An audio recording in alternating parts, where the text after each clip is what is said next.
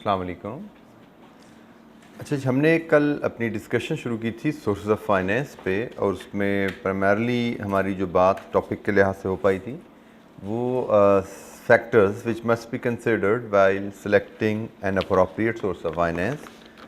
Company को finance की ज़रूरत पड़ सकती है कैपिटल एसेट के लिए, वर्किंग कैपिटल के लिए, इन्वेस्टमेंट में करने के लिए। तो डिफरेंट ऑप्शंस जो फाइनेंसिस की होती हैं उनमें short term, long term, debt, equity, तो उनमें चूज़ करते हुए किन फैक्टर्स को हमें कंसिडर करना चाहिए। ये एक ब्रीफ लिस्ट ऑफ फैक्टर्स थी जो हमने कल डिस्कस की थी। कुछ कोशिश की गई कि इन फैक्टर्स के साथ उनका रैशनल लॉजिक भी आपको बताया जाए, क्योंकि ज़रूरी नहीं कि एग्ज़ाम में आपको इसी तरह लिस्ट डाउन करने को कहा जाए। आपको एक सिनेरियो दिया जा सकता है, बल्कि माजी में फिर रिकॉल करेक्टली ऐसे सवाल आए हुए हैं जिसमें कहा जाता है कि कंपनी इन सोर्सेज से फाइनेंस रेज करने के बारे में सोच रही है, तो इनके एडवांटेजेस और डिसएडवांटेजेस को डिस्कस कीजिए। तो ये इन अ वे एडवांटेज डिसएडवांटेजेस हमने आगे चाह के पढ़ने हैं, बट ये भी टू सम एक्सटेंट उन्हीं को ही आपको हाईलाइट कर रहे हैं। जैसे this is advantage of getting that, this is advantage of equity. ठीक है, तो ये आपको एडवांटेजेस की तरफ कुछ ना कुछ वहाँ पे हिंट दे रहे हैं। आगे चलते जाएंगे, मज़ीद इनमें फैक्टर्स ऐड होते जाएंगे। तो कोई सवाल, कोई पॉइंट अगर समझ नहीं आया कल के लेक्चर से, कोई आप डिस्कशन करना चाहते हो, कल जो रीडिंग की हो घर जाके उससे कोई सवाल?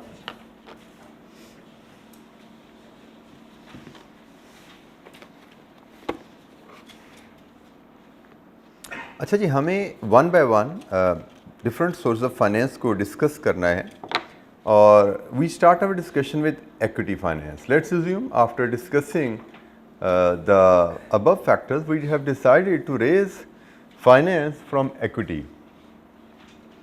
Equity से मुराद शेयर होल्डर से हम पैसा रेज करने का फैसला करते हैं। तो उसके लिए फिर हम थोड़ा सा equity को अंडरस्टैंड करते हैं कि equity इन्वेस्टमेंट होती क्या है, और equity इन्वेस्टर से जो पैसा लेना है उसके बदले हम उसको क्या ऑफ़र करते हैं।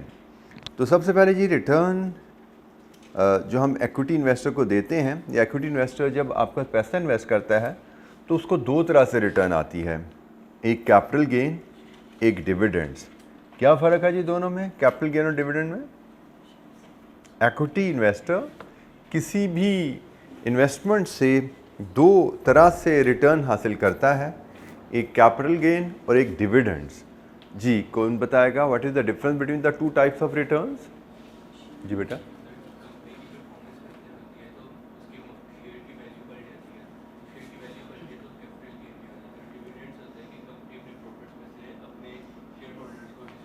बिल्कुल ठीक है, किसी भी इक्विटी इन्वेस्टर को जो रिटर्न मिलती है इक्विटी इन्वेस्टमेंट से, जो हम total return of equity investment कह सकते हैं, उसके दो हिस्से होते हैं, कैपिटल गेन और एक डिविडेंड।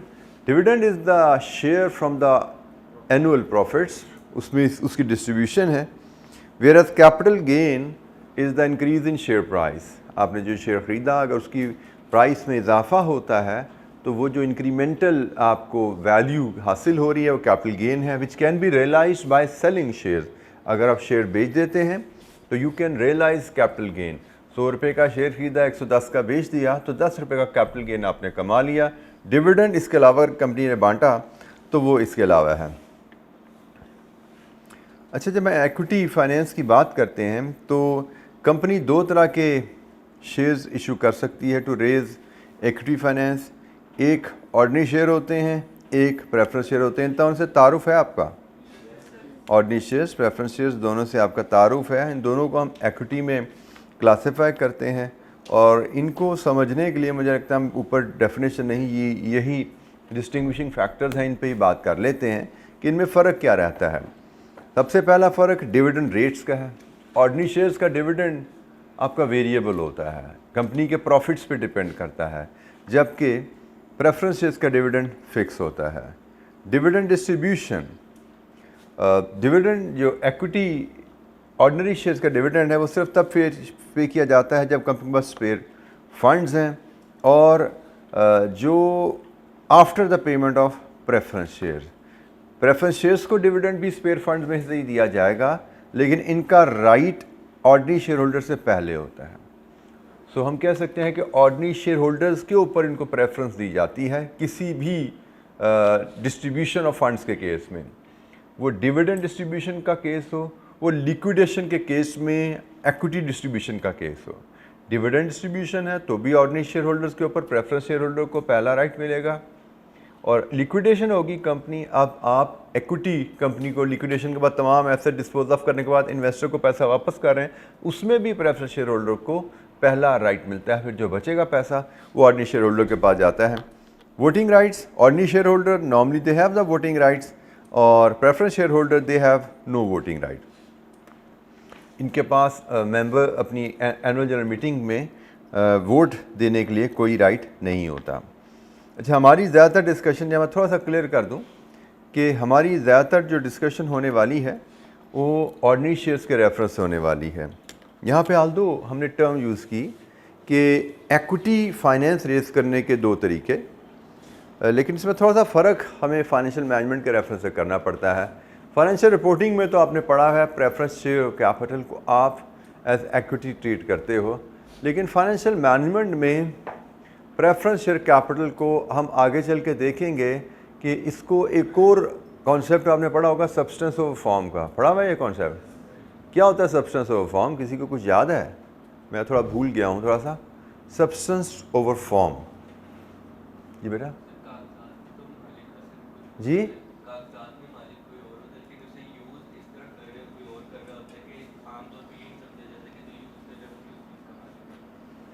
Substance over form. कोई और बच्चा इस टर्म को ज़रा बता सके क्या चीज़ है, क्या कॉन्सेप्ट है?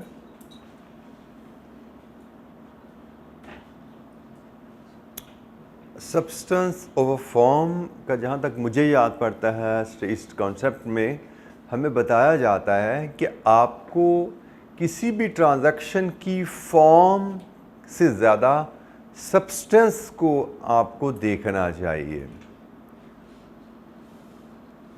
जैसे हम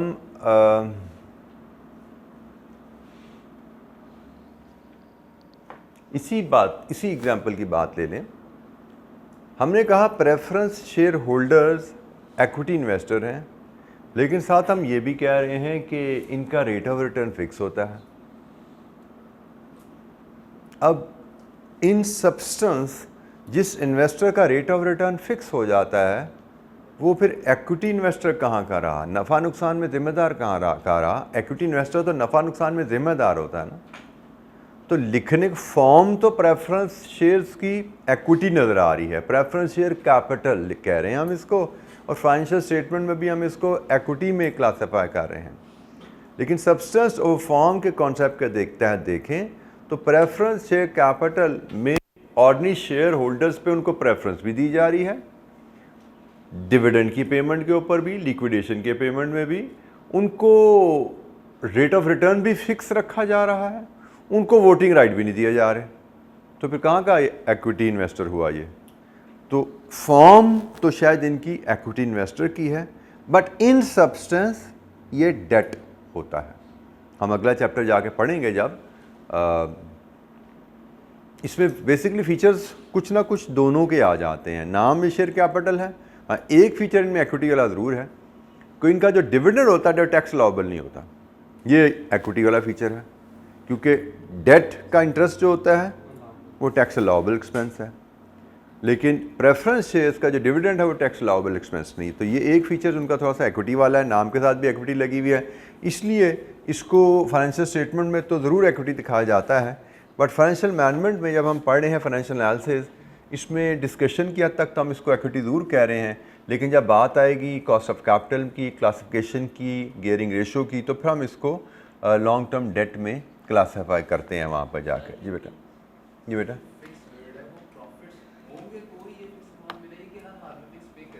नहीं, ये इसमें ये भी फीचर है कि प्रॉफिट्स होंगे तो डिविडेंड दिया जाएगा, डिविडेंड प्रॉफिट्स में से दिया जाएगा लेकिन फिक्स रेट पे दिया जाएगा। तो मैंने कहा ना कुछ फीचर इसमें एक्विटी वाले हैं, कभी प्रॉफिट होंगे तो रिटर्न आएगी, लेकिन साथ ही ये भी आगे रिटर्न का रेट फिक्स है। फिर इसमें एक और चीज़ भी होती है ना, प्रेफरेंस शेयर्स में क्यूमुलेटिव और नॉन क्यूमुलेटिव प्रेफरेंस शेयर्स भी होते हैं।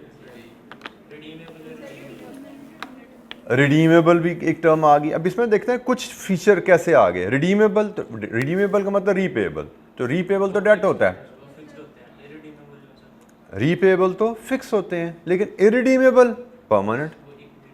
इक्विटी इन्वेस्टमेंट तो नॉर्मली इरिडीमेबल होती है कि आपने एक बार कंपनी को पैसा दे दिया, कंपनी शेयर का पैसा वापस नहीं करती, लेकिन प्रेफरेंस शेयर में रिडीमेबल की ऑप्शन भी आ जाती है, रिडीमेबल भी हो सकते हैं।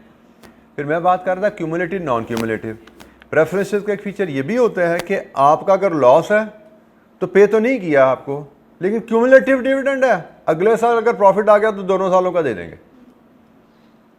अब ये भी फीचर होता है प्रेफरेंस शेयर कैपिटल में, हम इसको कहते हैं क्यूमुलेटिव प्रेफरेंस शेयर कैपिटल, कि भाई आपका प्रॉफिट अगर किसी साल पे नहीं हुआ तो अक्यूमुलेट होता जाएगा, जिस साल प्रॉफिट आएगा ज़्यादा उस साल पिछले सालों के भी पे किए जाएंगे डिविडेंड। नॉन क्यूमुलेटिव होता है कि भाई नहीं, जिस साल का डिविडेंड उस साल के मुनाफे में से पे होगा, अगर किसी साल मुनाफा नहीं हुआ तो फिर आपको उस साल डिविडेंड नहीं मिलेगा, अगले साल के प्रॉफिट में से सिर्फ अगले साल का डिविडेंड नहीं मिलेगा, तो ये नॉन क्यूमुलेटिव हो गए। सो इसमें हम कहते हैं कि प्रेफरेंसेस में कुछ फीचर इक्विटी के होते हैं, कुछ फीचर डेट के होते हैं, इसलिए हम फाइनेंशियल स्टेटमेंट में ये इक्विटी का तौर पर क्लासीफाई होते हैं। हम यहाँ पे भी इसको एज इक्विटी शेयर होल्डर के तौर पर देख रहे हैं, लेकिन सब्सटेंस ओवर फॉर्म के तहत जब हम आगे चलेंगे तो शायद हम इसको ज़्यादातर डेट की टर्म में देख रहे होंगे इसको। जी कोई सवाल?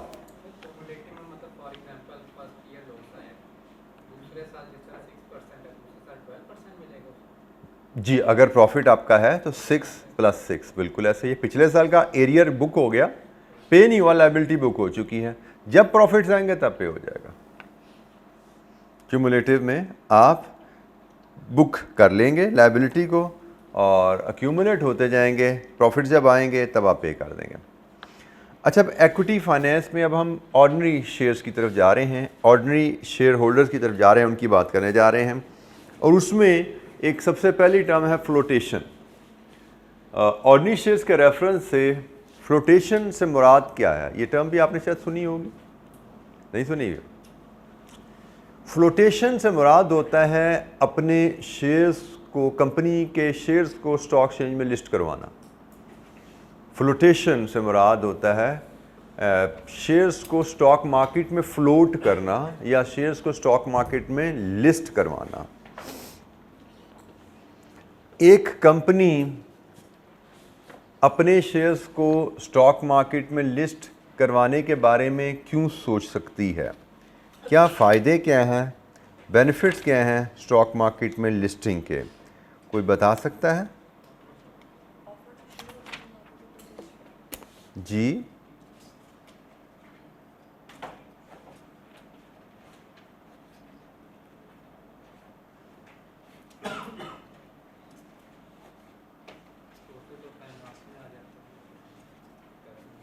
जी बेटा, सोर्सेज ऑफ फाइनेंस में आ सकता है, सोर्सेज ऑफ फाइनेंस में आ सकता है मेरा। हमने शेयर लिस्ट करवाए हैं अपने, जैसे वो हमारे शेयर्स बाय करेंगे तो फाइनेंस के तौर पे भी एक sir offer to just offer for them to just purchase their all your shares of your company.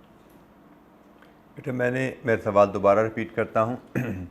एक कंपनी अनलिस्टेड है वर्सेस एक कंपनी लिस्टेड है, there are certain advantages and disadvantages of getting a company listed. तो मेरा सवाल ये था कि why a company would like to get its share listed on stock exchange? क्या benefits हैं stock exchange में शेयर्स की लिस्टिंग के? जी बेटा, लिस्टिंग का मतलब, ये हम लिस्टिंग के मीनिंग की बात कर सकते हैं। लिस्टिंग का मतलब क्या है कि कंपनी के शेयर होल्डर्स अगर चाहें अपने शेयर्स बेचना या उस कंपनी के शेयर्स खरीदना, they can go to the stock exchange and they can buy and sell the shares of the company through stock exchange. This is what is listing. Limited, जो private limited company है, जो unlisted company, let me put it this way, जो unlisted company है उनके share stock exchange में trade नहीं होते। They don't have a market value, they don't have a market in fact जहाँ पे आप अपने शेयर्स बाय या सेल कर सकें। तो अनलिस्टेड कंपनीज के शेयर्स अगर कोई बाय सेल होने हैं तो दो इंडिविजुअल्स के दरमियान डील होनी है। मैं अगर किसी शेयर होल्डर को जानता हूँ, मैं उससे रब्ता करूँगा शेयर ख़रीदने के लिए और फिर हम बैठ के निगोशिएट करेंगे, प्राइस एग्री करेंगे if this has to happen, और उस प्राइस पे हम फिर शेयर बाइंग सेलिंग करेंगे। स्टॉक एक्सचेंज में लिस्टेड शेयर्स के बारे में ऐसा ज़रूरी नहीं है। I don't necessarily need to know any buyer, I will just walk in the market और वहाँ शेयर्स अवेलेबल हैं फॉर सेल, मुझे जितने शेयर्स लेने हैं और मार्केट में प्राइस प्रिवेल कर रही है, एक टैग लगा हुआ है प्राइस का, मैं उस प्राइस टैग पे शेयर्स को वहाँ से बाय कर सकता हूँ। Then I come to gain my point, ये मैंने डिफ्रेंशिएट किया लिस्टिंग और लिस्टेड और अनलिस्टेड शेयर्स को। Why a company should get its share listed? जी बिल्कुल ठीक है, जब एक कंपनी के शेयर्स लिस्ट हो जाते हैं, देखें शेयर्स, मैं अगर एक कंपनी का शेयर होल्डर हूँ, आप उस कंपनी के शेयर्स बाय करना चाहते हो, आपने मुझसे अगर शेयर बाय कर लिए तो इससे कंपनी को तो पैसा नहीं मिला ना। आपके शेयर इसने बाय कर लिए, इसके शेयर उसने बाय कर लिए, उससे कंपनी को तो कोई पैसा नहीं मिला। लिस्टिंग का फ़ायदा क्या होता है?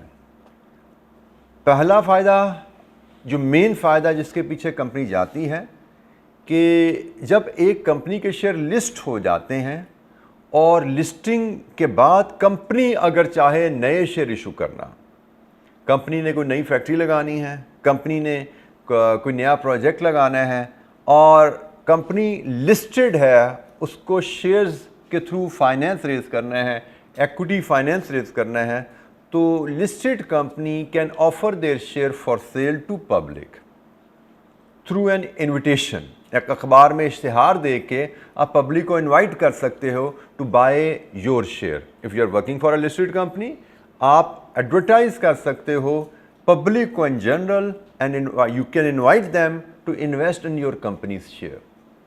लेकिन अगर आप अनलिस्टेड हैं तब आप पब्लिक को इन जनरल इनवाइट नहीं कर सकते, आपको डोर टू डोर जाके लोगों को बताना है कि जी आपकी कंपनी को पैसे की ज़रूरत है, आप अखबार में इश्तिहार नहीं दे सकते। तो लिस्टेड में जो कंपनीज जाती हैं, उनका एक सबसे बड़ा advantage, they can invite public at large to invest in their projects. और दूसरा जो एडवांटेज एसोसिएटेड आता है, लिस्टेड कंपनी में इन्वेस्टमेंट इक्विटी इन्वेस्टर्स के लिए अट्रैक्टिव हो जाती है, क्योंकि लिस्टेड कंपनी में इन्वेस्टमेंट लिक्विड होती है। लिक्विड से मराद, it can be readily converted into cash. Listed company के में अगर कोई इन्वेस्टर शेयर लेगा तो उसको पता है मैंने आज शेयर बाय किए, मुझे कल को पैसे की ज़रूरत होगी, मैं स्टॉक एक्सचेंज में जाके बेच सकता हूँ। अगर कोई अनलिस्टेड कंपनी में इन्वेस्टर पैसा इन्वेस्ट करता है तो उसको ये फियर है कि कल को मुझे पैसे की ज़रूरत पड़ेगी, तो मेरे पास कोई मार्केट नहीं है जहाँ पे मैं शेयर बेच सकूँ। मुझे 1 to 1 डोर पे जाके अपने दोस्तों को, साथियों को बताना पड़ेगा भाई मैं शेयर बेचना चाह रहा हूँ, फिर मुझे उनसे प्राइस निगोशिएट करनी पड़ेगी, क्योंकि अनलिस्टेड शेयर्स की कोई प्राइस भी नहीं होती, फिर प्राइस मुझे उनसे निगोशिएट करनी पड़ेगी, फिर कहीं जाके मैं अपने शेयर्स बेच पाऊँगा। सो एक्विटी फाइनेंस रेज करना हो एक लिस्टेड कंपनी, तो लिस्टेड कंपनी के पास हम कहते हैं 2 मेजर एडवांटेजेस आए। एक, equity shares are marketable, so it is attractive investment for investor. Equity investor के लिए ये एक attractive investment है क्योंकि ये marketable है, ये liquid है। और दूसरी बात, investment भी attractive है and you can invite public at large.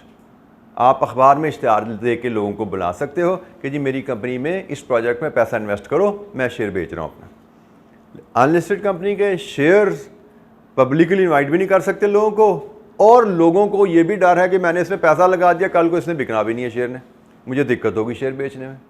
तो अगर मैं broadly speaking, there are many other advantages and few disadvantages as well listing के, लेकिन मेनली स्पीकिंग मैं इन्हीं 2 पॉइंट्स को लेके आगे चलता हूँ कि लिस्टेड कंपनी के पास फ़ायदे क्या हैं। अब हम बात करने जा रहे हैं कंपनी ने अगर लिस्टेड होना है उसके तरीक़ेकार क्या है, क्या क्या मेथड्स हैं जिनकी मदद से कंपनी अपने आप को स्टॉक एक्सचेंज में लिस्ट करवा सकती है।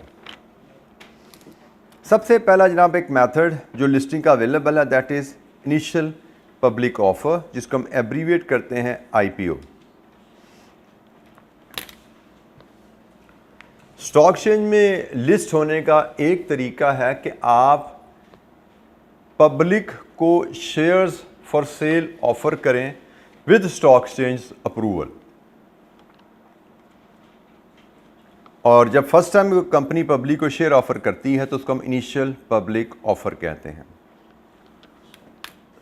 आप अपनी कंपनी को लिस्टेड करवाना चाहते हैं, आप स्टॉक एक्सचेंज के पास जाते हैं, स्टॉक एक्सचेंज से अप्रूवल डिमांड करते हैं कि जी मैंने अपनी कंपनी को लिस्ट करवाना है, तो मुझे इजाज़त दी जाए, मेरा आप क्वालिफ़िकेशन देख लीजिए, मेरा रिकॉर्ड देख लीजिए, मेरी स्टेटमेंट देख लीजिए, मेरी अंडरटेकिंग देख लीजिए और मुझे परमिशन दी जाए कि मैं IPO करूं, मैं पब्लिक को अपने शेयर फॉर सेल ऑफ़र करूं।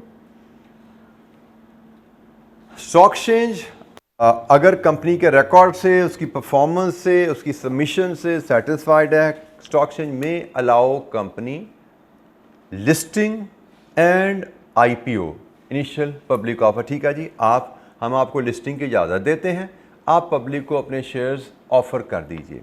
सो थ्रू IPO एक कंपनी स्टॉक एक्सचेंज में लिस्ट हो सकती है। अब हम थोड़ी सी IPO की बात करें। IPO can be made at the fixed price और offer for sale by tender.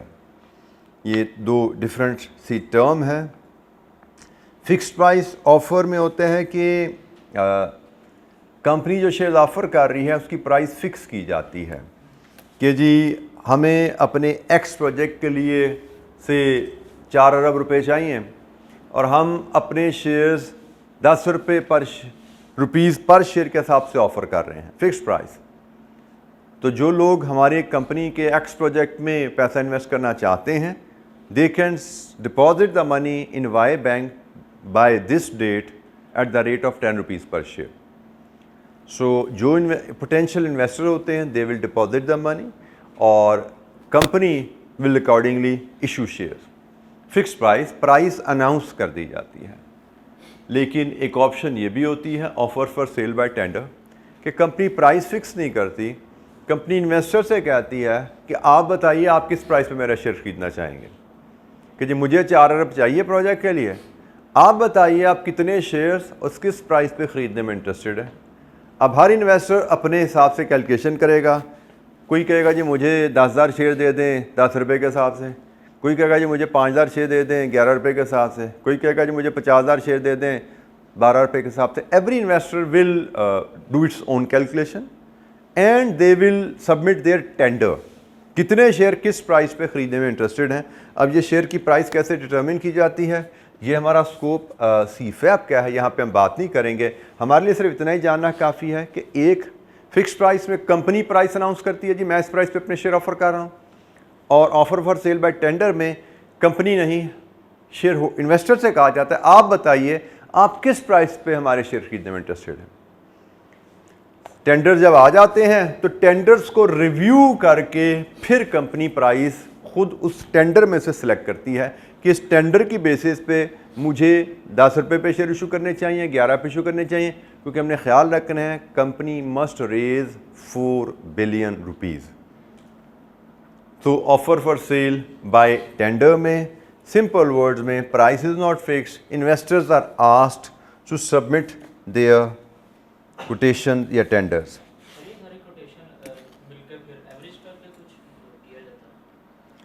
अच्छा जी, अब जब ये टेंडर आ गए तो होगा क्या, होता ये फॉर एग्जांपल आपको चाहिए 4 अरब, आपके पास टेंडर आए, लेट्स अज्यूम मैं कहता हूँ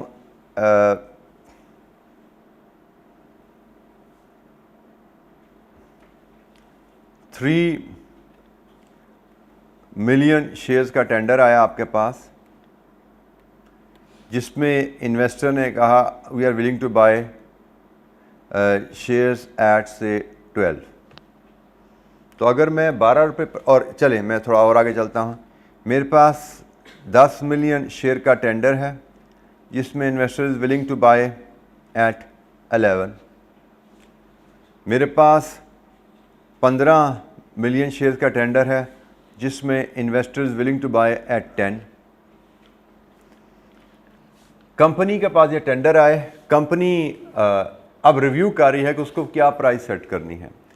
कंपनी अगर 12 रुपये पे प्राइस सेट करेगी तो कंपनी कितने शेयर्स बेच पाएगी, सिर्फ 3 मिलियन, और कंपनी को रेज होंगे सिर्फ 36 मिलियन। ऐसा ही है फाइनेंस, अगर प्राइस 12 पे सेट की जाएगी तो इट विल 36 मिलियन, लेकिन अगर कंपनी प्राइस 11 पे सेट करेगी तो कंपनी कितने शेयर बेच पाएगी, 13 मिलियन। कितने फाइनेंस रेज हो जाएगा जी, 13 इंटू 11, 13 इंटू 11। जब प्राइस 11 पे सेट की जाएगी तमाम शेयर होल्डर को उसी एक ही प्राइस पे शेयर इशू किए जाते हैं। कितना जी? 143 मिलियन। अगर कंपनी प्राइस 10 पे सेट करेगी तो कंपनी कितने शेयर्स बेच पाएगी? 13 plus 15 28, 28 into 10 20 million and so on. Company ने प्राइस टेंडर में से खुद ही सिलेक्ट करनी है, लेकिन प्राइस वो सिलेक्ट करनी है जिस पे रिक्वायर्ड फंड रेज हो जाए। तो 12 सेट करोगे प्राइस तो सिर्फ 36 मिलियन है, 11 सेट करोगे तो 143 मिल जाएंगे, 10 प्राइस सेट करोगे तो 280 मिल जाएंगे। आप देख लो आपको कितना पैसा चाहिए, जितना पैसा चाहिए उस हिसाब से प्राइस सेट कर लो। अगर आपका 143 मिलियन से गुजारा हो जाता है, प्रोजेक्ट लग जाता है, तो प्राइस 11 रख लो। लेकिन अगर आपको 143 से ज़्यादा पैसे चाहिए तो उसका मतलब प्राइस आपको फिर 10 पे लानी पड़ेगी। ठीक है, तो टेंडर में डिफरेंट प्राइसेस इन्वेस्टर्स सबमिट करेंगे। कंपनी को क्या प्राइस सूट करती है, कंपनी अपनी फाइनेंस रिक्वायरमेंट के हिसाब से डिसाइड करेगी। प्राइस एक ही डिसाइड की जाएगी जिस पे तमाम शेयर होल्डर्स को फिर शेयर इशू किए जाते हैं। कंपनी अगर प्राइस 10 रुपये रखती है तो तमाम शेयर होल्डरों को फिर 10 रुपये के हिसाब से शेयर इशू की जाएंगे। जिसने 12 रुपये का टेंडर दिया है उसको भी 10 रुपये के हिसाब से शेयर दिए जाते हैं। जी पहली दफा शेयर इशू कर रही है, अब ये जितने मर्जी कर लें, इनके पास कोई लिमिटेशन नहीं। बेटा कंपनीज के बारे में आपको पता है, there is authorised share capital. Up to the extent of authorised share capital company can issue its shares. ठीक है, ऑथराइज्ड शेयर कैपिटल लिमिट होती है ना, मैक्सिमम कितना फाइनेंस रेज कर सकते हैं। आपको स्टॉक SECP से इसकी अप्रूवल लेनी पड़ती है, SECP को उसकी फ़ीस देनी पड़ती है, और उस अप्रूवल के मुताबिक आपको एक ऑथराइज्ड शेयर कैपिटल अलॉट हो जाता है, जिसमें आपको मैक्सिमम नंबर ऑफ़ शेयर्स आपको अलॉट कर दिए जाते हैं कि जी 10 रुपये के हिसाब से आपसे 4 अरब शेयर इशू कर सकते हैं। इसका मतलब आप 40 बिलियन का शेयर कैपिटल रेज कर सकते हैं। आप जितनी ज़रूरत है विद इन दैट लिमिट आप पब्लिक को शेयर ऑफर कर सकते हैं if you are listed company. Authorised share capital is the ceiling आपको जो प्रोवाइड की जाती है SECP की तरफ से, सिक्योरिटीज़ एंड एक्सचेंज कमीशन की तरफ से। जी, हमने IPO की बात की, इनिशियल पब्लिक ऑफ़र की बात की, और उसमें हमने फिक्स्ड प्राइस ऑफ़र और offer for sale by tender इन दो टर्म्स को समझा। कोई सवाल? IPO में नॉर्मली IPO के साथ एक अंडरराइटिंग की भी टर्म यूज़ की जाती है। अंडरराइटिंग क्या होता है जी, जानते हैं? What is underwriting? जानता है कुछ? सुनी हुई टर्म, पढ़े लिखे बच्चे नहीं यहाँ बैठे हुए कोई हैं? अंडरराइटिंग की टर्म अक्सर बच्चे ने सुनी होती है। क्या लॉ पढ़ा हुआ यहाँ पे किसी बच्चे ने? लॉ में शायद आती है टर्म। लॉ कितने बच्चे ने पढ़ा हुआ? पढ़ रहे हैं या पढ़ चुके हैं? जो पढ़ चुके हैं वो कितने हैं? इसमें अंडरराइटिंग की टर्म नहीं है लॉ। लॉ मतलब C law, not B law. C law. C law कितने बच्चे पढ़ चुके हैं? पढ़ चुके हैं, जो पढ़ चुके हैं। अंडरराइटिंग की टर्म वहाँ नहीं पढ़ी हुई आपने? पढ़ी हुई है तो फिर साहब ना क्यों कर रहे थे? बताओ भला, उस बच्चे ने पढ़ी हुई है यार, बताता है अभी। हाँ बोलो, व्हाट इज अंडरराइटिंग? कोशिश करो, कोई बुकिश डेफिनेशन नहीं मुझे चाहिए। I just want to know कि आपको कुछ समझ, बेसिक अंडरस्टैंडिंग या कोई यादाश्त है इसके बारे में। What is underwriting? जी बेटा,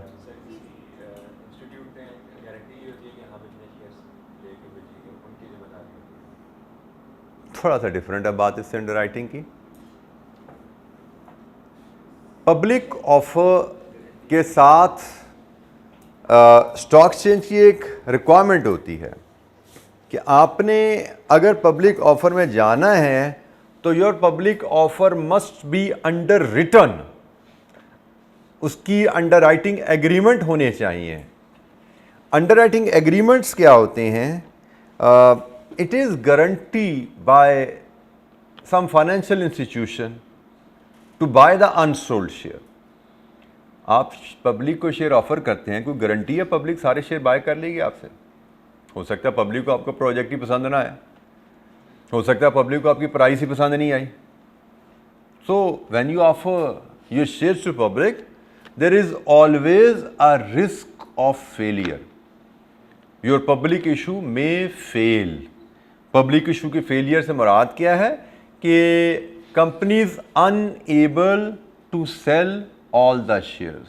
जितने शेयर्स उसने ऑफर किया पब्लिक को, फॉर एग्जांपल आपकी कंपनी को, जैसे थोड़ी देर पहले मैंने कहा था 4 अरब की ज़रूरत है, आपकी कंपनी को 4 अरब की ज़रूरत है और आपका शेयर की वैल्यू 10 रुपये पर शेयर है, तो इसका मतलब आपको 400 मिलियन शेयर्स एट ₹10 ऑफ़र करने हैं। ऐसा ही है, 400 मिलियन शेयर्स एट ₹10 ऑफ़र करने हैं ताकि आप ₹4 बिलियन इकट्ठे कर सको।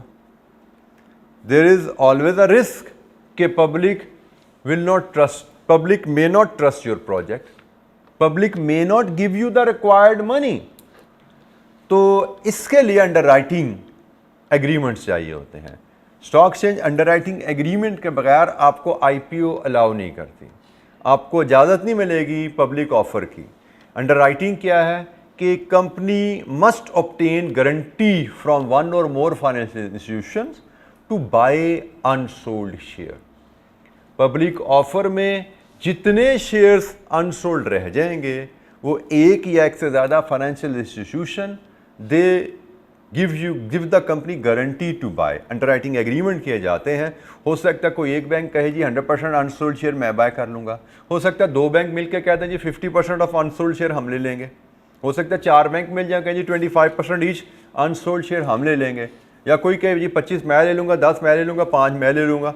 सो in a way, in any case, company must obtain 100% must obtain underwriting agreement for the 100% of unsold share। अगर आप पास अंडरराइटिंग एग्रीमेंट्स नहीं हैं तो पब्लिक ऑफर की अप्रूवल आपको स्टॉक एक्सचेंज से नहीं मिलेगी। अब इसमें अंडरराइटिंग की लॉजिक रैशनल क्या हो सकती है? There could be many reason, लेकिन one reason which I can think of कि शेयर होल्डर्स का कंपनी के प्रोजेक्ट पे ट्रस्ट बढ़ाने के लिए, क्योंकि शेयर होल्डर जनरली इंडिविजुअल्स होते हैं, they may not have the capacity to evaluate the feasibility, future prospects of the project. क्योंकि नॉर्मली इसमें यू शुड ऑल्सो रिकॉल कि पब्लिक ऑफर में प्रॉस्पेक्टस यूज़ किया जाता है। प्रॉस्पेक्टस में हम पब्लिक को अपने उस प्रोजेक्ट जिसके लिए हम पैसे डिमांड कर रहे हैं उसकी फिजिबिलिटी शेयर करते हैं। हमें इस प्रोजेक्ट में इन्वेस्टमेंट के लिए कितना पैसा चाहिए, अभी हम फिजिबिलिटी करके आए हैं पीछे, और अगर हम वो पैसा इन्वेस्ट करेंगे तो फ्यूचर में हम क्या ऑपरेटिंग कैश फ्लोज जनरेट करेंगे और उसकी बेसिस पे हम कितनी रिटर्न इन्वेस्टर को दे पाएंगे। बाय द वे, जो हम नेट प्रोजेक्ट कैश फ्लोज निकालते हैं ना प्रोजेक्ट एंड पे कि जी इतनी इन्वेस्टमेंट 0 में हो और 1, 2, 3 में ये net cash flows, net inflows आ रहे हैं, वो हमारी एक तरह की रिटर्न टू इन्वेस्टर होती है। ठीक है, इस पर मज़ीद आगे चल के इस टर्म को मज़ीद एलैबोरेट करेंगे अगले किसी सब्जेक्ट में, अब जाल के मे बी BFD में, बट फ़िलहाल इतना ही जानना काफ़ी है कि जो हम नेट कैश फ्लोज बना रहे होते हैं, जिसको हम डिस्काउंटिंग कर रहे होते हैं, वो जो नेट कैश फ्लोज की आखिरी रो होती है वो basically cash flows to the investor represent कर रहे होते हैं। तो मैं ये कह रहा था कि नॉर्मली एक ऑर्डिनरी इन्वेस्टर में ये कैपेसिटी नहीं होती कि फिजिबिलिटी को वैल्यूएट कर सके। किसी इंडिविजुअल को NPV की समझ नहीं आती, किसी इंडिविजुअल को IRR की समझ नहीं आती, किसी इंडिविजुअल को ये नहीं पता कि कंपनी ने प्रॉस्पेक्टस में जो फिजिबिलिटी दी है उसका डाटा कितना एक्यूरेट है, कितना रिलायबल है, कितना उसमें R&D कितनी बेहतर है।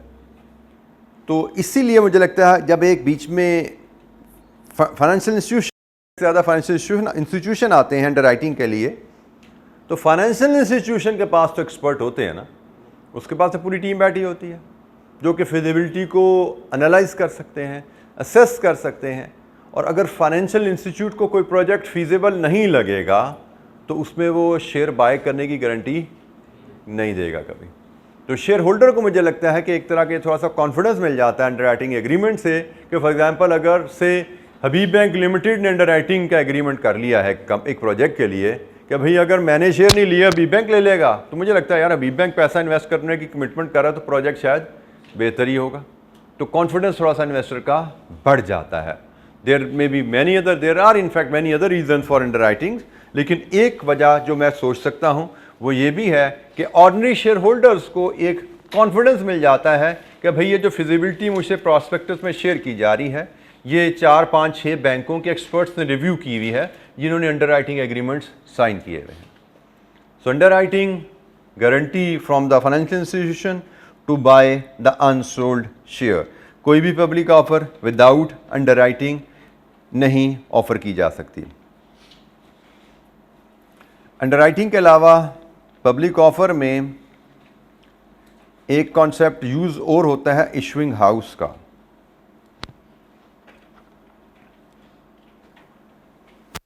अच्छा, इशूइंग हाउस आपको अंडर राइटिंग की फैसिलिटी, ये नॉर्मली मैं अंडर राइटिंग आपको, मैं ये टर्म स्किप कर गया, मैंने डायरेक्ट बैंक पे आ गया। इशूइंग हाउस की टर्म भी यूज़ की जाती है कि अंडर राइटर के लिए। इशूइंग हाउस नॉर्मली बैंक्स ही होते हैं, जब मैंने बात की।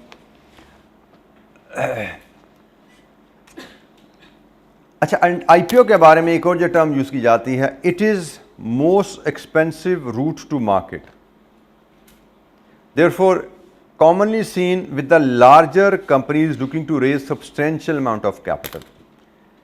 आईपीओ में पब्लिक को शेयर ऑफर करके फाइनेंस रेज करना ये एक एक्सपेंसिव रूट है फाइनेंस रेज करने का। अच्छा, फाइनेंस के बारे में आपने दो चीज़ें याद रखिए। फाइनेंस की जब हम कॉस्ट की बात करते हैं तो फाइनेंस की कॉस्ट से रिलेटेड दो कॉस्ट हैं जो हमें में रखनी है।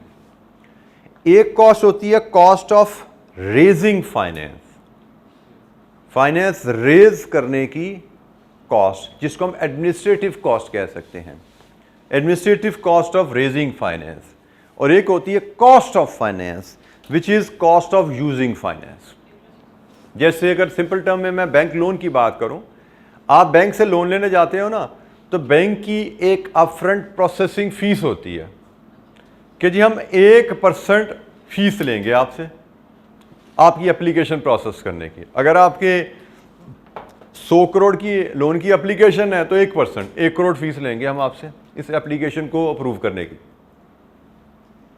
This is called administrative cost of arranging finance या administrative cost of raising finance. फिर जब हमने 100 मिलियन ले लिया बैंक से, उसके बाद शुरू हो जाता है कॉस्ट ऑफ यूजिंग फाइनेंस, सालाना इंटरेस्ट देना पड़ेगा। इक्विटी में भी ऐसा ही है। There is first administrative cost of raising finance, then later on there is cost of using finance which we pay in the shape of dividend. तो equity ही है, आप आईपीओ से लाओ या किसी और सोर्स से लाओ, एक्विटी की कॉस्ट तो वही है जो अपने शेयर होल्डर को पे करना है ऑन इट्स इन्वेस्टमेंट। लेकिन administrative cost of raising finance, when you raise finance through IPO, it is the highest, क्योंकि आईपीओ में आपको स्टॉक एक्सचेंज से अप्रूवल लेनी है, उसकी फीसें देनी पड़ेंगी। आईपीओ में आपको प्रॉस्पेक्टस बनवाना है, उसकी फीसें देनी पड़ेंगी। आईपीओ में आपको अंडरराइटिंग करनी है, एग्रीमेंट्स लेने हैं, उसकी फीसें देनी पड़ेंगी। आईपीओ में आपको प्रॉस्पेक्टस एडवर्टाइज करवाना है अखबारों में, उसके खर्चा करना पड़ेगा। आईपीओ में आपको पब्लिक को ये कहना है कि फलानी डेट तक पैसे फलाने बैंक में जमा कराएं, तो बैंकों को कलेक्शन की कमीशन देनी पड़ेगी। सो आईपीओ की administrative cost of raising finance काफ़ी ज़्यादा है। पैसा तो आपके पास पहुंचेगा लेकिन उसकी एडमिनिस्ट्रेटिव कॉस्ट बहुत ज़्यादा होती है। इसीलिए नॉर्मली आईपीओ यूज़ किया जाता है जब company needs to raise substantial amount of fund, 4 अरब, 6 अरब, 10 अरब, 50 अरब चाहिए तो फिर पब्लिक से पैसा मांगो। अगर 5, 10, 15, 20 करोड़ चाहिए तो शायद पब्लिक के पास जाने की ज़रूरत आपको नहीं है। फॉर एग्ज़ाम्पल, मैं फिर वही बात करूं कि आपको आईपीओ की कॉस्ट हम समझते हैं स्टॉक से अप्रूवल करना, अंडरराइटिंग एग्रीमेंट की फीसें देना, अखबारों में इश्तिहार छपवाना। लेट्स अज्यूम ये कॉस्ट है 10 करोड़।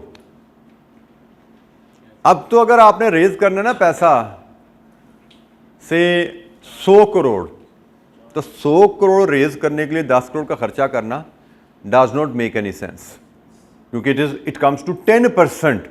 10% is too much. हाँ, लेकिन अगर आपको जी आपने रेज करना है 1 अरब, then it may make sense कि 1 अरब रेज करने के लिए 10 करोड़ 1% बनता है, तो 1% कॉस्ट रेज करने के लिए खर्च करना, that may make sense. Generally एक स्टैंडर्ड समझा जाता है 1 से 2% या 2-2.5% यहाँ तक आप कॉस्ट स्पेंड कर दो, दिस इज जस्टिफाइबल। लेकिन अगर आपकी कॉस्ट ऑफ रेजिंग फाइनेंस इससे ज़्यादा आ रही है, then that source is not suitable. जैसे मैंने कहा कि आईपीओ में generally cost of raising finance high होती है, तो इसलिए जब लार्ज अमाउंट ऑफ फंड्स चाहिए, only then it is justified, only then this source is justified. हम ये बातें इसलिए कर रहे हैं कि कल को आपको कंपनी के लिए फाइनेंस रेज करने जाना है, तो यू शुड नो कि कौन सा सोर्स आपके लिए बेहतर रहेगा। आपने इक्विटी रेज करनी है, तो इक्विटी में IPO is one option which is only suitable under certain circumstances. जी, कोई सवाल? अच्छा जी, आईपीओ के साथ एक और फ्लोटेशन के लिए ऑप्शन होती है प्राइवेट प्लेसिंग। आप फ्लोटेशन में जाना चाहते हैं, लेकिन जैसे भी हमने बात की थी, you don't need large amount of fund, you need moderate amount of fund. जैसे मैं ये कहता 100-200 करोड़ चाहिए, एंड यू थिंक के for 100-200 million IPO is not suitable, private placing is an option. आप प्राइवेट प्लेसिंग के थ्रू भी शेयर फ्लोट कर सकते हो अपने। अप्रूवल वही स्टॉक एक्सचेंज से चाहिए, स्टॉक एक्सचेंज से आप अप्रूवल लेंगे, जी मुझे स्टॉक एक्सचेंज में शेयर लिस्ट करवाने हैं, I want to offer my share for sale, but मैं पब्लिक के पास अभी नहीं जाना चाह रहा, आप मुझे लिस्टिंग अलाउ करें, लेकिन मैं पब्लिक को भी शेयर ऑफर नहीं करना चाह रहा। I want to offer my share to financial institutions, बैंकों को शेयर देना बेचना चाह रहा हूं मैं। अच्छा, बैंक भी ना 2 तरह के होते हैं। एक बैंक जिससे आप लोग फेमिलियर हैं, कमर्शियल बैंक होते हैं, जिसमें नॉर्मली मेरा, आपका या आपकी फैमिली के हमारे बैंक अकाउंट्स होते हैं, जिसमें current account, saving account maintain कर रहे होते हैं, पैसे जमा कराते हैं, निकलवाते हैं, that is called commercial bank. Then there are investment banks. Commercial bank corporate entity से भी डील करते हैं, उनको लोन भी देते हैं, पब्लिक से डिपॉजिट भी एक्सेप्ट करते हैं, और पब्लिक के को भी लोन देते हैं। लेकिन कमर्शियल बैंक सिर्फ लोन्स, डेट्स में डील करते हैं। इन्वेस्टमेंट बैंक्स जो होते हैं वो पब्लिक के normally day to day routine deposit से डील नहीं करते, वो पब्लिक से लॉन्ग टर्म फंड्स लेते हैं और उन पैसों को लॉन्ग टर्म प्रोजेक्ट्स में इन्वेस्ट करते हैं। इन्वेस्टमेंट बैंक पब्लिक से 5-10 साल का डिपॉजिट लेते हैं और उस डिपॉजिट को वो डेट और इक्विटी इंस्ट्रूमेंट्स में इन्वेस्ट करते हैं। जैसे अगर किसी कंपनी ने प्रोजेक्ट करना है और कंपनी को प्रोजेक्ट के लिए इक्विटी फाइनेंस चाहिए, and they decide to go for private placing. Private placing क्या है कि आप किसी इन्वेस्टमेंट बैंक को अप्रोच करें, उनसे कहें जी हमने एक नया प्रोजेक्ट करना चाह रहे हैं, उसके लिए हमें इतना पैसा चाहिए, we are offering our shares for sale, तो आप काइंडली हमारे प्रोजेक्ट में पैसा इन्वेस्ट कीजिए। प्रोजेक्ट प्राइवेट प्लेसिंग में इन्वेस्टमेंट बैंक का प्रोजेक्ट फिजिबिलिटी रिव्यू करेगा, अगर उसको प्रोजेक्ट फिजिबिलिटी समझ आई और स्टॉक एक्सचेंज की अप्रूवल उसको नज़र आ रही है कि हाँ जी ये कंपनी लिस्ट होने जा रही है, तो वो एग्री कर सकता है आपके साथ शेयर्स इन्वेस्ट करने, पैसा इन्वेस्ट करने के लिए। 1, 2, 4, 5, 6 बैंक मिलके आपको हो सकता है पैसा दे दें। अब प्राइवेट प्लेसिंग में अंडरराइटिंग रिक्वायर्ड नहीं है, अंडरराइटिंग पब्लिक ऑफर में रिक्वायर्ड होती है, आईपीओ में रिक्वायर्ड होती है। प्राइवेट प्लेसिंग में आपको प्रॉस्पेक्टस बनवा के अखबार में छपवाने की ज़रूरत नहीं है, अखबार में छपाते हो पब्लिक ऑफर के लिए, ये पब्लिक ऑफर नहीं है। इसमें आप as a finance manager, CFO, investment bankers को जाके कन्विंस करते हो अपने प्रोजेक्ट में इन्वेस्टमेंट के लिए। It is 1-to-1 dealing, one company to a bank dealing. So it is a cheaper option when we talk about cost of raising, administrative cost of raising finance. ठीक है, तो पैसा है तो ये भी इक्विटी ना, ये भी इक्विटी है, आईपीओ से भी इक्विटी आनी है, तो इक्विटी इन्वेस्टर की रिटर्न तो वही है, कॉस्ट ऑफ यूजिंग फाइनेंस तो वही है। हम बात कर रहे हैं कि कॉस्ट ऑफ रेजिंग फाइनेंस लो है यहाँ पे। अगर आपको पैसे बहुत ज़्यादा चाहिए तो आईपीओ से, इधर से पब्लिक प्राइवेट प्लेसिंग से नहीं मिलेंगे। आपको 4 अरब चाहिए, 10 अरब चाहिए, 20 अरब चाहिए, 50 अरब चाहिए, शायद प्राइवेट प्लेसिंग से नहीं मिलेंगे। उसके लिए आपको आईपीओ में जाना पड़ेगा। लेकिन आपको 1 अरब चाहिए, 500 करोड़ चाहिए, सॉरी 500 मिलियन चाहिए, 200 मिलियन चाहिए, private placing could be an option. Just giving you an idea. हम अमाउंट्स पे फोकस ना करें। लार्जर अमाउंट्स चाहिए तो आईपीओ, मॉडरेट्स अमाउंट्स चाहिए, स्मॉलर अमाउंट्स चाहिए तो private placing is an option. जी आईपीओ पे तो हमारे वो मार्केट में लिस्ट हो जाते हैं शेयर, तो वो लिक्विड होते हैं। यहाँ लिक्विडिटी हमारी कब बेटा, मेथड्स ऑफ फ्लोटेशन, हम लिस्टिंग तो करवा रहे हैं, हम स्टॉक एक्सचेंज से लिस्टिंग करवा रहे हैं, लेकिन हम यहाँ पे भी पब्लिक को ऑफर नहीं कर रहे। हम यहाँ पे ऑफर बैंकों को कर रहे हैं। बैंकों को हमने शेयर्स बेच दिए, लेकिन हमारे शेयर्स लिस्ट हो गए हैं स्टॉक एक्सचेंज में, शेयर्स लिस्ट हो गए। अब बैंक मार्केट में जाके बेचना चाहे हमारे शेयर बेच सकता है हमारे से खरीदने के बाद। कंपनी को पैसे मिल गए हैं, शेयर्स इन्वेस्टमेंट बैंक के पास चले गए हैं, 1 या 2 के पास चले गए हैं।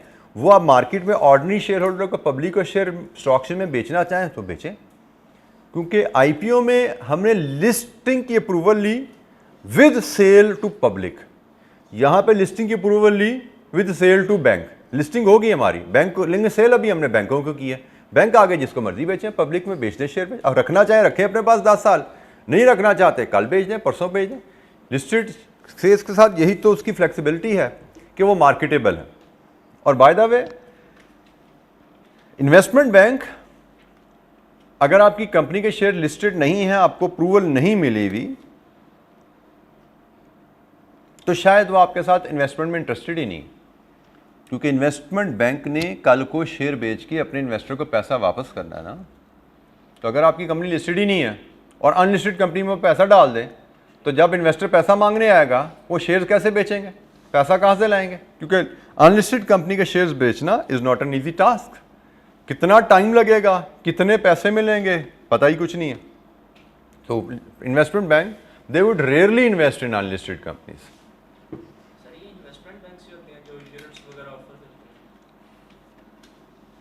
हैं? इन्वेस्टमेंट बैंक्स भी, बिल्कुल, म्यूचुअल फंड्स भी होते हैं, इन्वेस्टमेंट बैंक्स भी होते हैं। जी, वैसे मुझे लगता है यूनिट्स वाली बात ज़्यादा म्यूचुअल फंड्स के साथ चलती है, म्यूचुअल फंड्स के साथ चलती है। म्यूचुअल फंड्स क्या होते हैं इस पर भी आगे चल के भी बात करेंगे। ये भी एक, बहरहाल, एक फाइनेंशियल इंस्टीट्यूशन ही है जो कि पब्लिक से पैसा लेके इन्वेस्ट करती है डिफरेंट शेयर्स में, और एट टाइम शेयर्स के अलावा वो डेट इंस्ट्रूमेंट्स में भी इन्वेस्ट कर सकती हैं। डेट इंस्ट्रूमेंट पे भी हमने इस चैप्टर में बात करनी है। इन्वेस्टमेंट बैंक्स भी शेयर्स में भी इन्वेस्ट करते हैं और डेट इंस्ट्रूमेंट्स में भी इन्वेस्ट करते हैं। म्यूचुअल फंड्स भी इसी तरह शेयर्स में भी और डेट इंस्ट्रूमेंट्स में भी इन्वेस्ट कर सकते हैं शायद। जी, इंश्योरेंस कंपनीज इसी पॉलिसी को फॉलो कर रही है, पब्लिक से पैसा लेके इन्वेस्ट ही कर रही होती हैं। इंश्योरेंस कंपनी का मैकेनिज़्म क्या होता है?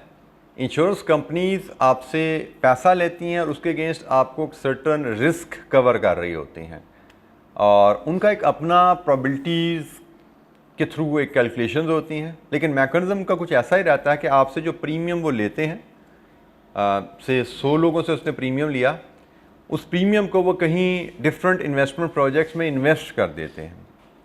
उस प्रीमियम से 100 लोगों की प्रीमियम की इन्वेस्टमेंट से जो रिटर्न जनरेट होती है, उसमें से जो 2, 4, 5 लोग क्लेम करते हैं, उनके क्लेम्स को वो सेटिस्फाई कर लेते हैं और बाकी जो मार्जिन बचता है वो अपने पास रखते हैं। They have their own way of calculation, जिसमें प्रोबेबिलिटीज़ का कॉन्सेप्ट वो यूज़ करते हैं। काफ़ी डिटेल कॉम्प्लेक्स कैलकुलेशन होती है कि हम कितने लोगों से कितना प्रीमियम लें और कितने % प्रोबेबिलिटी है प्रीमियम क्लेम होने की, उसके हिसाब से हमें कितना मार्जिन मेंटेन या प्रीमियम मेंटेन करना चाहिए।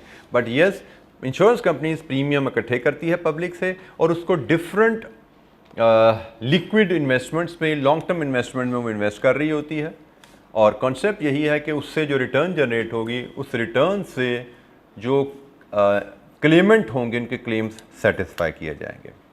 अब इंश्योरेंस कंपनीज़ की इन्वेस्टमेंट इक्विटी में जाती है या डेट में जाती है, तो मुझे लगता है कि नॉर्मली इस तरह के जो लॉन्ग टर्म इन्वेस्टमेंट्स करने वाली कंपनीज होते हैं, दे बिल्ड अ पोर्टफोलियो। मैंने कभी किसी इंश्योरेंस कंपनी का पोर्टफोलियो देखा नहीं कि उसकी इन्वेस्टमेंट शेयर्स में है या डिबेंचर डेट में है, मुझे लगता है शायद इंश्योरेंस कंपनी की ज़्यादा इन्वेस्टमेंट डेट बेसिस पे रहती होगी। इक्विटी इन्वेस्टमेंट में, शेयर्स में इन्वेस्टमेंट में शायद उनकी इन्वेस्टमेंट ज़्यादा ना जाती हो, नेग्लिजिबल हो अगर हो तो, क्योंकि इक्विटी में आप इन्वेस्टमेंट करते हो तो रिटर्न की गारंटी नहीं होती, कितनी आएगी कब आएगी कोई गारंटी नहीं है। जबकि इंश्योरेंस का जो मैकेनिज्म होता है वो एक सर्टन कैश फ्लोज पे उसको बिल्ड करना चाहते हैं, एक सर्टेनिटी के साथ बिल्ड करना चाहते हैं, उसमें कम से कम अपनी अनसर्टेनिटी रखना चाहते हैं। जी, प्राइवेट प्लेसिंग क्या है, रीड थ्रू कर लें ये पॉइंट्स। आई बिलीव कि शायद आपने पढ़ भी लिए हो, मेरी डिस्कशन के दौरान अगर नहीं पढ़े तो रीड थ्रू कर लें ये बुलेट्स, और कोई चीज़ समझ नहीं आती पूछिए। पब्लिक प्राइवेट प्लेसिंग के लेना चाहती है शेयर, ये डायरेक्टली इंस्टीट्यूट के पास जाएगी या कंपनी से ले सकती बेटा, प्राइवेट प्लेसिंग में पब्लिक को शेयर्स ऑफर ही नहीं किए जाते। आपने स्टॉक एक्सचेंज से अप्रूवल ली और बैंक के टेबल पे जाके बैठ गए, बैंक से निगोसिएशन उसको बैंक को आपने भेज दी। अब उसके बाद स्टॉक एक्सचेंज में शेयर्स आपके लिस्ट हो चुके हैं, कोई भी इन्वेस्टर बेचना चाहे स्टॉक एक्सचेंज में शेयर बेच सकता है। आप खरीदना चाहते हो, आप स्टॉक एक्सचेंज में देखो, if any seller is available you can make him an offer and by the share. लेकिन आपको अगर स्टॉक एक्सचेंज में थोड़ी सी ट्रेड करने का इत्तेफाक हो तो हर लिस्टेड कंपनीज के लिए स्टॉक मार्केट में सेलर अवेलेबल नहीं होता। तो हम for example we are a group of investor, हमने एक कंपनी में शेयर बाय किए हैं and we are happy with the investment, हमें उसकी रिटर्न से हम उसके लिए सेटिस्फाइड हैं and we don't need cash, then why would we sell our shares. तो if someone else wants to buy that companies shares will not be available for sale in the market. हाँ, अगर हमें से कोई बेचना चाहता है तो मार्केट में जाएगा, वो कहेगा जी मैं 100 रुपये का बेचना चाहता हूँ, लगा दो शेयर स्टॉक मार्केट में। कोई बायर इंटरेस्टेड होगा तो आपसे डील कर लेगा, नहीं तो काउंटर ऑफर दे देगा। स्टॉक एक्सचेंज में आपने लगाया जी मैं ये शेयर 100 रुपये का बेचना चाहता हूँ, कोई इंटरेस्टेड है आपसे, वो 100 रुपये की आपकी ऑफर एक्सेप्ट कर लेगा, नहीं तो कहेगा जी मैं 90 में खरीदने में इंटरेस्टेड हूँ। आपके ऊपर है, आप 90 में देना चाहते हो या वेट करना चाहते हो 100 रुपये के बायर का, ठीक है। तो या आप ऐसे भी लोग होते हैं जो कहते हैं जी मैं 90 रुपये में फलानी कंपनी का शेयर खरीदने में इंटरेस्टेड हूँ, no seller is available in the market. किसी सेलर को वो ऑफर नजर आएगी तो कहता है, वो सोच सकता है मैं बेच देता हूँ 90 रुपये में, हो सकता है किसी को समझना है कोई बिना बेचने जाए। तो स्टॉक एक्सचेंज में इन्वेस्टर अपनी बिड्स एंड ऑफर फीड कर देते हैं, एडवर्टाइज कर देते हैं। बायर इंटरेस्टेड है कोई शेयर खरीदने में तो नंबर ऑफ शेयर्स और प्राइस किस में खरीदने में इंटरेस्टेड है, स्टॉक एक्सचेंज में वो फीड कर देता है कि मैं इस कंपनी के इतने शेयर इस प्राइस पे खरीदने में इंटरेस्टेड हूँ। सेलर वो प्राइस देखेगा, वो ऑफर देखेगा, उसको समझ आई तो वो उसको एक्सेप्ट कर लेगा, अपने शेयर ऑफ बेच देगा। अगर समझ नहीं आई तो कहेगा जी मैं इतने शेयर इस प्राइस पे बेचने में इंटरेस्टेड हूँ। तो बाज़ इधर बायर खड़ा हुआ है, इधर सेलर खड़ा हुआ है, सौदा ही नहीं हो रहा, तो ऐसे ही पड़ा रहेगा। लेकिन दोनों जब भी चाहें प्राइस को क्लोज करके बाइंग सेलिंग कर सकते हैं। जी बेटा, लास्ट बुलेट पॉइंट में जो बात लिख रही है potentially lower liquidity, results in a narrower shareholder base and potentially lower liquidity in the shares once the company has been admitted to the market। आप प्राइवेट प्लेसिंग के थ्रू जब stock market में लिस्ट होते हो तो आपके number of share holders बड़े limited होते हैं, 2 4 5 बैंक ही है ना मार्केट में, इसको नैरोअर शेयर बेस कहा जा रहा है। और जब आपके शेयर होल्डर्स मार्केट में कम हैं तो नेचुरली बाइंग सेलिंग की ट्रांजैक्शंस भी कम होंगी, जिसकी वजह से हम कहते हैं लिक्विडिटी लो है। मतलब बायर सेलर मार्केट में ज़्यादा है तो हम कहेंगे कि जी प्रोडक्ट की लिक्विडिटी ज़्यादा है, इजीली कैश में कन्वर्ट हो जाएगी। लेकिन प्राइवेट प्लेसिंग की केस में शेयर होल्डर की बेस नैरो होती है, मार्केट में सिर्फ 5 7 8 10 जो बैंक हैं वही आपके शेयर होल्डर हैं। और generally banks when they buy share they are not interested in quickly selling it, वो बेचते नहीं हैं, वो लेके 2 4 5 साल के लिए रख देते हैं।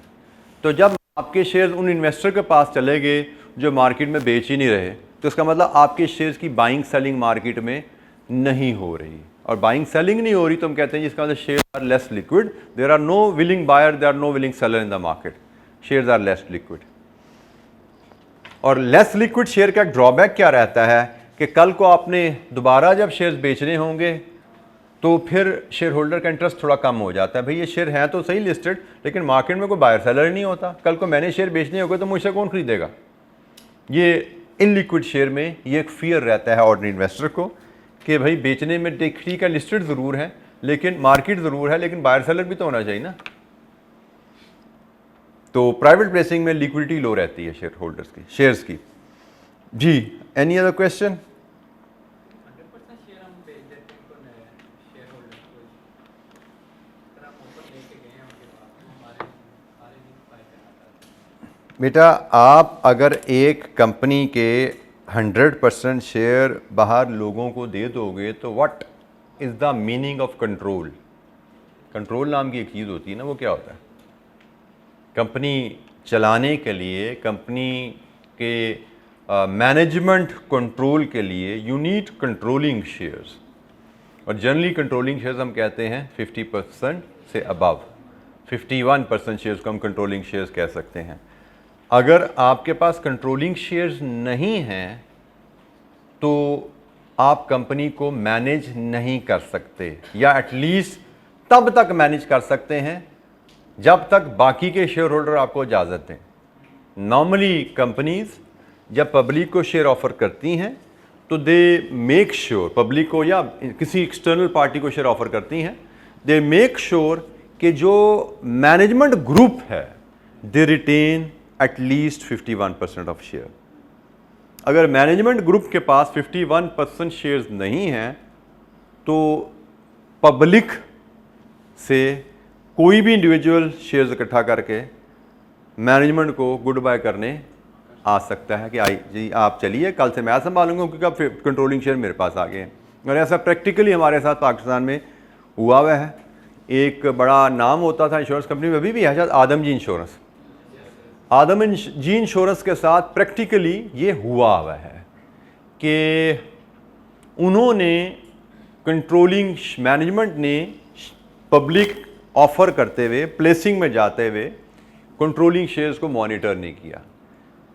मैनेजमेंट के पास लेस देन कंट्रोलिंग शेयर्स रह गए। तो एक स्मार्ट बिजनेसमैन हमारे पाकिस्तान के बहुत बड़े, I don't take the name, उन्होंने individually and through their institutions उस कंपनी के सारे शेयर्स उठा लिए मार्केट से, और जब सारे शेयर्स उनके ग्रुप में पहुंच गए तो ही simply walked in to send the message to the management कि भाई कल से मैं चाहता हूं कि मैं बैठूं इस कंपनी के CEO की सीट पे, तो काइंडली आप ज़रा यहाँ से रिज़ाइन करके घर चले जाएं। And they had no option.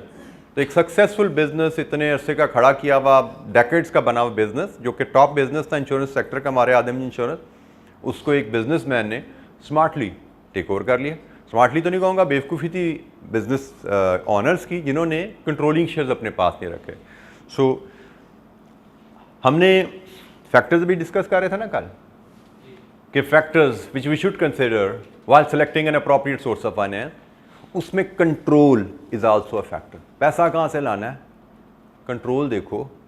आपको पता होना चाहिए कि इक्विटी से पैसा लाओगे ना तो कंट्रोल डाइल्यूट होता है। बाहर लोगों को नए शेयर इशू करोगे ना तो आपकी वोटिंग पावर कम होती है। तो आपने ख्याल रखना होता है फाइनेंस रेस करते हुए कि मैनेजमेंट की वोटिंग पावर, जो मैनेजमेंट ग्रुप है जो कंपनी को लीड कर रहे हैं, उनकी वोटिंग पावर 51% से कम ना हो।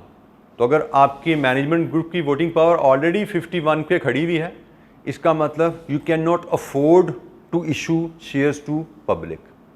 आप नए लोगों को शेयर इशू नहीं कर सकते क्योंकि उससे कंट्रोलिंग शेयर्स, आपका वोटिंग पावर जो है 51% से नीचे चली जाएगी और आपकी कंपनी को कोई भी इन्वेस्टर आके टेक ओवर कर लेगा बाहर से। वही बिजनेसमैन चला रहा है मेरा ख्याल है ये काफ़ी को 2-3 डेकेड्स पुरानी ट्रांजैक्शन है। अच्छा, बाय द वे इसीलिए अब एक लॉ में भी एक चेंज होती है कि एक इस चीज़ को अनाउंसमेंट करनी पड़ती है। आप एक महल 5% से ज़्यादा शेयर किसी कंपनी के बाय करें ना तो you have to make an announcement, you have to make it public कि जी मैंने इस कंपनी के 5% से ज़्यादा शेयर खरीद ले हैं, सो दैट एवरीवन नोज़ कि मेरी अगर कोई इंटेंशन है एक्विजिशन की तो पीपल शुड नो कि भाई मैंने इस कंपनी के एक मेजर शेयर्स एक्वायर किए हैं और मैं आइंदा भी ज़्यादा शेयर ले सकता हूँ। तो शायद ये उस ज़माने से पहले की बात है या उस लॉ को रिसीव किया होगा किसी तरह से, क्योंकि लॉ में भी तो कोई ना कोई लकूने होते हैं ना, लकूनों का फ़ायदा उठा लिया जाता है। जी कोई सवाल, कोई और सवाल जी? अच्छा, ये एक last term method of flotation में है इंट्रोडक्शन। इंट्रोडक्शन में आप कंपनी के सिंपली शेयर लिस्ट होने की परमिशन लेते हो। कंपनी सिर्फ अपना स्टेटस चेंज करती है अनलिस्टेड से लिस्टेड में। आईपीओ में आप अनलिस्टेड से लिस्टेड हुए, लेकिन साथ ही पब्लिक को शेयर भी ऑफर किए। प्लेसिंग में अनलिस्टेड से लिस्टेड हुए, लेकिन साथ ही बैंकों को अपने शेयर्स भी ऑफर किए, because you needed finance for some project. आपको किसी प्रोजेक्ट के लिए पैसा चाहिए था, तो आपने कहा जी हम लिस्टिंग करवा के पब्लिक से पैसा ले लेते हैं। आपको प्रोजेक्ट के लिए पैसा चाहिए था, आपने कहा जी हम लिस्टिंग करवा के बैंकों से पैसा ले लेते हैं। तीसरा केस इंट्रोडक्शन है, इसमें आपको पैसा नहीं चाहिए, आप सिर्फ लिस्टिंग करवाना चाह रहे हैं कि हम अपने शेयर को स्टॉक एक्सचेंज में लिस्ट करवा लें, just to increase the liquidity of your share, और may be to prepare your company for some future larger projects, कि कल को हम लार्जर प्रोजेक्ट करने जाएंगे तो स्टॉक एक्सचेंज जो फॉर्मेलिटी है लिस्टिंग की हम पहले पूरी कर लें, क्योंकि स्टॉक एक्सचेंज से लिस्टिंग की फॉर्मेलिटी पूरी करने में टेक्स टाइम। अक्सर कंपनीज को इस प्रिपरेशन में ही सालों लग जाते हैं। जैसे I know one of my company, my client who are in the process of getting their shares listed, और वो कुछ 2-3 सालों से काम कर रहे हैं इसके ऊपर कि हमने लिस्टिंग में जाना है तो हमने SECP को सेटिस्फाई करना है, हमने स्टॉक एक्सचेंज को सेटिस्फाई करना है, हमने पब्लिक के सामने अपनी फाइनेंशियल स्टेटमेंट रखनी है, तो हमारी हर जगह से तैयारी पूरी होनी चाहिए। So it takes time. तो ज़रूरी नहीं कि जब आपको पैसे की ज़रूरत हो फ़ौरन लिस्टिंग भी मिल जाए आपको। तो कुछ कंपनीज़ लिस्टिंग पहले करवा लेती हैं, कभी कल को हमें नए प्रोजेक्ट के लिए पैसे की ज़रूरत पड़ सकती है तो हम लिस्टिंग पहले ही करवा लेते हैं, अपनी फॉर्मेलिटीज़ पहले पूरी कर लेते हैं। तो इंट्रोडक्शन यही है कि आप स्टॉक एक्सचेंज की फॉर्मेलिटीज़ पूरी कर लो और स्टॉक एक्सचेंज को लिस्टिंग की एप्लीकेशन दे दो, उनसे लिस्टिंग अप्रूवल ले लो। So if a company gets its status change from unlisted to listed without raising finance, without raising additional new finance, हम इसको कहते हैं इंट्रोडक्शन। अच्छा, इंट्रोडक्शन के लिए एक प्री रेक्विजिट ज़रूर रहेगा। हर फैमिली बिजनेस इंट्रोडक्शन हासिल नहीं कर सकता। इंट्रोडक्शन के लिए ज़रूरी है कि आपके कंपनी के कम से कम 25% शेयर आउट ऑफ फैमिली हों। फैमिली से बाहर ऑलरेडी आपके 25% शेयर हों। वो नॉर्मली प्राइवेट बिजनेसेस कर पाती हैं कि अपने शेयर्स थ्रू प्राइवेट कन्विंसिंग किसी friends and family members, friends of the family members को बेच पाती हैं, या किसी वेल्दी इंडिविजुअल्स को बेच पाती हैं। कोई दोस्त होते हैं उनको बेच देती हैं। दोस्त भी आउट ऑफ फैमिली कंसिडर हो गया ना। तो अगर आपके शेयर्स आपकी फैमिली से ऑलरेडी 25% बाहर हैं, 75% फैमिली के पास हैं, then introduction will be permissible. मतलब आप कह सकते हो कि इसका मतलब मैक्सिमम शेयर्स जो मैनेजमेंट ग्रुप अपने पास रख सकता है वो 75 है पब्लिक कंपनी में, और मिनिमम शेयर्स जो मैनेजमेंट ग्रुप को अपने पास रखने चाहिए असूलन वो 51 है। तो इंट्रोडक्शन, स्टॉक एक्सचेंज की रिक्वायरमेंट मीट करें, उनकी फीसें भरें, और 25% शेयर अगर ऑलरेडी जनरल पब्लिक के पास हैं तो आप इंट्रोडक्शन की इजाज़त ले सकते हैं। जी, एनी क्वेश्चन, कोई सवाल? जनरल पब्लिक में इस केस के लिए फाइनेंशियल इंस्टीट्यूशन भी आ जाएंगे। पब्लिक फैमिली से बाहर शेयर्स हैं, फाइनेंशियल इंस्टीट्यूशन भी इसमें कवर्ड हो जाएंगे, इसमें इंडिविजुअल्स भी कवर हो जाएंगे। हेल्ड बाय पब्लिक, पब्लिक में फाइनेंशियल इंस्टीट्यूशन भी कवर हो जाते हैं, क्योंकि फाइनेंशियल इंस्टीट्यूशन में भी पैसा पब्लिक का ही होता है ना, उनमें भी पैसा पब्लिक का ही लगा होता है। तो बेसिकली उनके पास भी गया शेयर्स तो पब्लिक के पास चला गया शेयर, समझा जाएगा। जी, कोई सवाल? अच्छा जी, हमने बात शुरू की थी आज कि हमें डिफरेंट फैक्टर्स को कंसिडर करके फाइनेंस रेस करना होता है। मैं यहाँ पे एक पॉइंट और ऐड कर रहा हूँ, एक और मैंने जो आज डिस्कशन में जैसे कहा था पॉइंट और ऐड करते जाएंगे, तो आज मैंने एक और फैक्टर यहाँ ऐड कर दिया, कंट्रोल का। पैसा कहाँ से लाना है, you must also consider control as well. ऐसा तो नहीं कि इक्विटी से पैसा लाओ बाहर तो आपका कंट्रोल डाइल्यूट हो जाए, वोटिंग पावर आपकी कम हो जाए, और इतनी कम हो जाए कि आपका मैनेजमेंट आपके हाथ, कंट्रोल आपके हाथ से निकल जाए। अगर तो आपकी मैनेजमेंट आपके हाथ से नहीं निकलती इक्विटी से पैसा लाने में, तो then equity is an option. लेकिन अगर आपको लगता है इक्विटी से पैसा लाने में आपका वोटिंग पावर इतना कम हो जाएगा, आपके हाथ से मैनेजमेंट निकल सकती है, then equity may not be an option, आपको डेट की तरफ जाना चाहिए।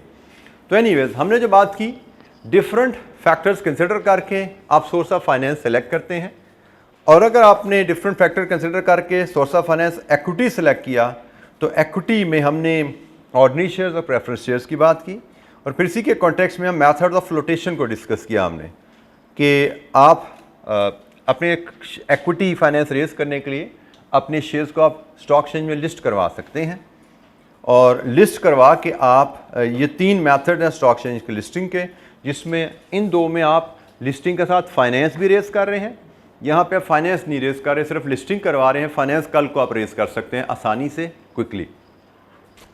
तो हमने अभी सिर्फ मेथड ऑफ फ्लोटेशन 3 आज डिस्कस किए हैं। कोई सवाल जी? अच्छा जी, आज के लिए इतना ही। कल हम इक्विटी फाइनेंस में हमारी थोड़ी सी डिस्कशन रहती है, उसको कल कंप्लीट करेंगे, और फिर कल ही हम इंशाअल्लाह डेट फाइनेंस पे भी डिस्कशन स्टार्ट कर देंगे। सोर्स ऑफ फाइनेंस में बहुत ज़्यादा डेप्थ हमारे सिलेबस में नहीं है, डिटेल डिस्कशन हमारे ये CFAP 4 में आने वाली है। यहाँ पे सिर्फ आप कह सकते हैं कि इंट्रोडक्शन ही है, एक तरह का introduction to different source of finance ही हमारे स्कोप में है। ठीक है जी, थैंक यू, अस्सलाम वालेकुम।